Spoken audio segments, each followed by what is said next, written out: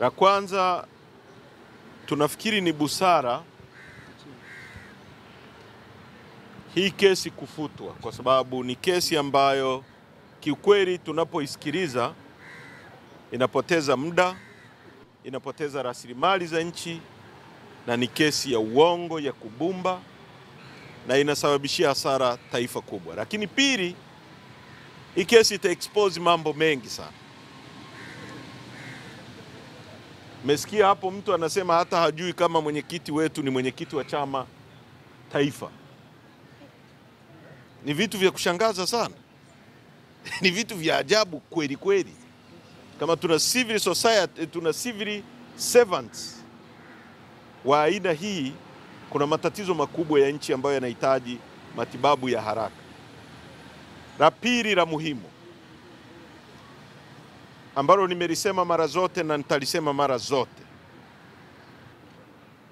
vitendo vya kuendelea kuteka watu havikubaliki na hatutavikubali, na iko siku watajibu, hata wakiwa wazee. Hata waliojiwekea kinga, tutaziondoa hizo kinga. Watatakiwa kuja kutueleza nani amemchukua Polepole, na tunataka kujua. Tunapozungumza hivi tuna maana hiyo. Sisi tumeadvocate kipindi chote kwamba hatutaki Mtanzania yoyote kwa msimamo wake apotezwe. Kama mtu ana makosa, sheria za nchi yetu zipo. Tunataka kujua nani hawa ambao wameteka watu kwa siku 11 mfululizo, kuanzia tarehe 1 mpaka leo, karibia watu 15. Na jana usiku kuna kijana amechukuliwa tena huko Tabata, akiwemo kiongozi wa juu kabisa wa Chama cha Mapinduzi, Humphrey Polepole. Na jambo la ajabu ni kwamba level ya unafiki, hypocrisy kwenye nchi hii ni ya hali ya juu sana, kwamba watu waliofanya kazi na Humphrey Polepole serikalini, CCM, akiwa mkuu wa wilaya, akiwa barozi, hakuna hata mtu mmoja amejitokeza kutaka kujua whereabout ya Humphrey Polepole. Hii ni nchi gani?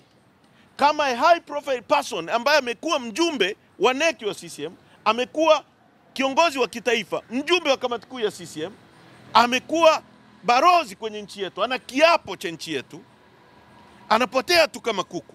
Wewe mwandishi wa habari, una hali gani ukikosana na hawa watu wenye mamlaka? Mfanyakazi wa mahakama hapa ana hali gani?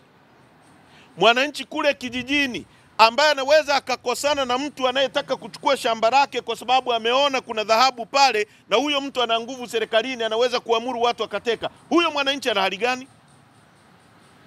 Hatutanyamazia utekaji. Kwa nataka kutumia nyie niwaambie serikali, tunataka tujue hawa watu wanaochukuliwa wako wapi, na wajue kwamba hii nchi haiko in isolation. Haya mambo hayatanyamaziwa na hayataisha hivi hivi. Asanteni sana. Habari za jioni.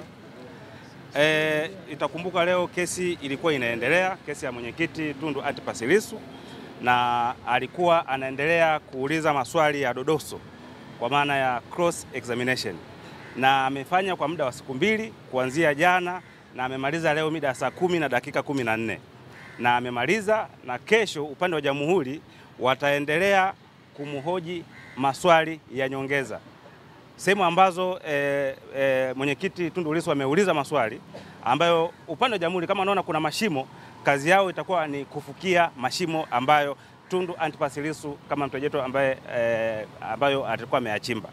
So kwa tarehe ya kesho ni kwamba jamhuri wataendelea kufukia mashimo ambayo Tundu Antipas Lissu ameweza kuyachimba kwa muda wa siku 2.